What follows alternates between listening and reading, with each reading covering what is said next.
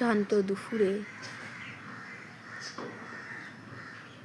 জলেতে পানকৌড়ি ডুব দিয়ে মাছ খুঁজে চলেছে।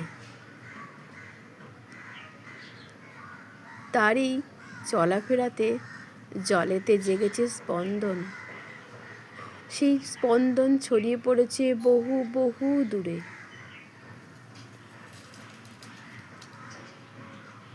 আর এই মিস্টার ঘুরে বেড়াচ্ছেন। আকাশে পাখিদের বিচরণের ছায়া পড়ছে জলে।